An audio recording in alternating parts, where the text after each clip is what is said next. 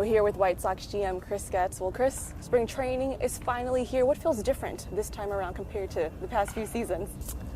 Well, we've got a lot of players that have more experience. We had a young crew make their way to the big leagues last year, and Kyle Teal and Edgar Caro and Colson Montgomery, Chase Mydroth. In this, I'd say that the biggest difference is those players have gotten their introduction to the big leagues. Yep. They had some really good, productive stretches.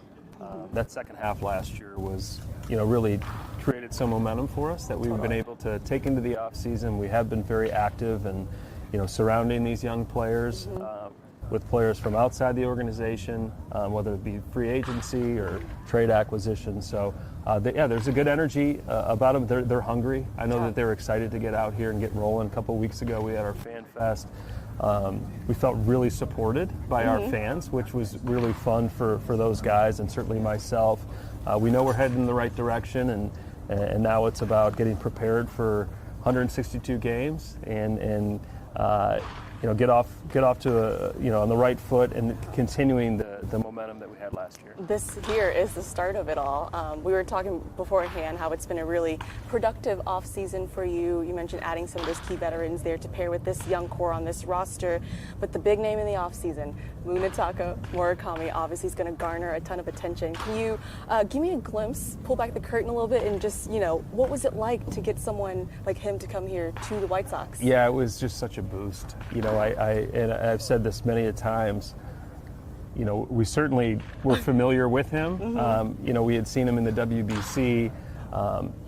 He's had a storied career over in Japan. We've scouted him. We've spent time on him, but in all reality, didn't believe that it was a possibility that he would be with the White Sox based on some of the rumors that we had heard in terms of, what they were looking for. But we stayed in constant communication with his group, and when it became closer to the end of his posting window, I remember sharing others. I think we've got a chance on this one. So we were able to get to the finish line, and the fan support on it, just the excitement, and his teammates, everyone is really excited about getting the opportunity to have Mune added to this group, and it just creates even more momentum for this upcoming season. Definitely. Were you stressed out throughout that process, or how do you handle that process? I looked at the upside of it all. Okay. And what an opportunity for the organization, and what an opportunity too for Japan, fans of Mune, to get a glimpse into what the White Sox are doing. We feel like we've done a really nice job in telling our story to our local fan base, and certainly just around Major League Baseball, but now to be able to open up the doors to Japan for them to learn more about what the Chicago White Sox are doing. And I know that was appealing for Mune to join this group. His agency represents a handful of players in our organization, so they had an understanding of what we were set out to do and what we're building towards. And so, he can come in here, hopefully just be himself. Yeah. We're trying to get him comfortable so he can go out there and just be the best version of himself. As the GM that pulled this off here for the White Sox, you obviously know too the players. They're going to notice all the moves that you're making. But what's it like for you to see some of their reactions to having a player like Mune here in the clubhouse with them? Well, they seem to be really intrigued with learning how he goes about his business, his cage routine, weight room, diet, beyond just the on-field production, which obviously is very important, and I know that they're looking forward to seeing that as well. But for someone that's had so much success in Japan, he's got an MVP, he's the home run king over there. Just to see if there's anything that they can take away and really help develop their careers a little bit more. So I think that was refreshing to hear. I know we've got a really competitive group that still young, and they're forming as a group, but also as individuals at the major league level. So they're always looking for ways to continue that improvement. So in this case, it looks like they want to take advantage of having Mune in the clubhouse. May I ask what the conversations were like with Jerry throughout that process? Yeah, Jerry, when I made the first phone call, he was familiar with who Mune was just because of what he's done on the national stage, but over in Japan, I told him that there's a possibility that we're going to be able to bring him in, and it certainly piqued his interest, and we got the support that that we wanted and needed. And he obviously has a strong understanding of what we've been doing the last couple of years, and he got a glimpse of it at least at the major league level last year. So he viewed this as an opportunity, and also sees the upside in this, and getting a feel for now how excited our fans are to see Mune in a White Sox uniform just adds to it all. This team overall still in a bit of a rebuilding process, but we saw a 19-win improvement last year. Year 2 here with Will Venable. Just for you as the GM, what will success look like this year?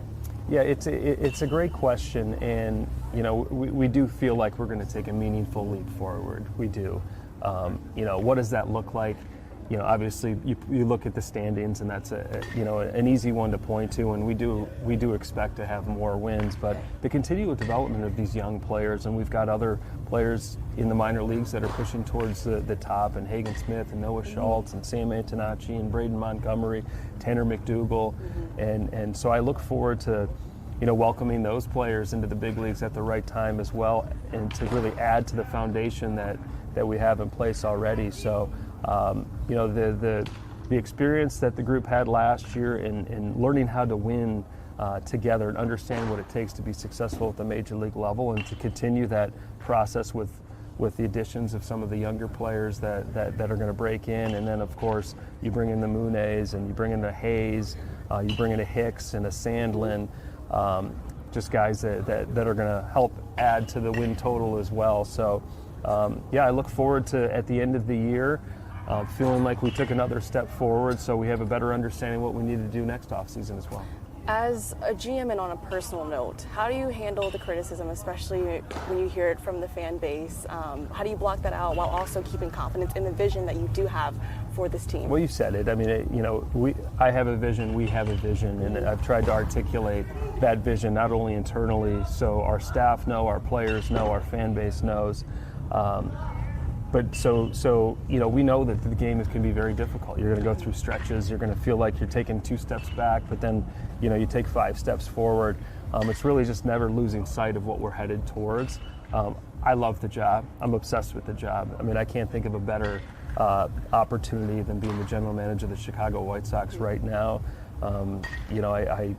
I get excited to come into spring training, but I look forward to going to the office in the off season as well, and having conversations with agents and other teams, and our players. So it's just it's something that I have such a passion for, and I know others do as well.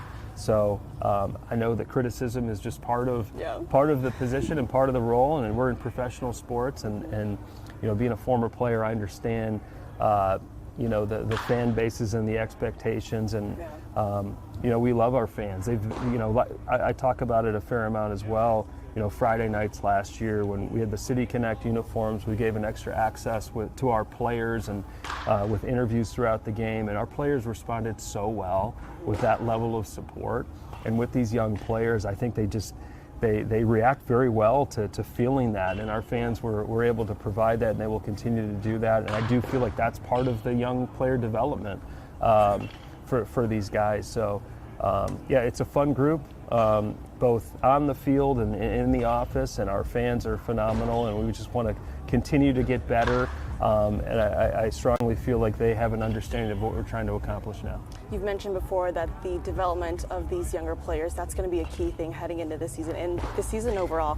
But you look at Kyle Teal, one of the best young catchers in the MLB. There's been, some talk about maybe him sharing time at different positions, but what goes into the process of figuring out moving players here, and how much of a luxury is it to have players like that? Well, Kyle's, he's a great athlete, and that's what makes him such a talented catcher. And he's got history of playing other positions, but we view him as a catcher. He views himself as a catcher, and we do as well. He's continuing to hone his craft, building a rapport with our pitchers, calling games, just improving all facets. But we've got a left-handed hitting catcher that receives well, throws well, can run the bases.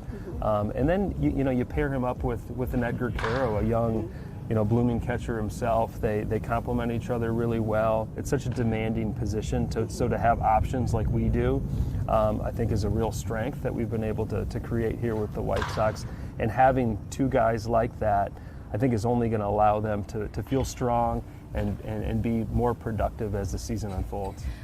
You look at this starting rotation, you've really created some depth and real competition there. How do you evaluate that group, and at some point too, where does Noah Schultz and Hagen Smith fit into that conversation as well?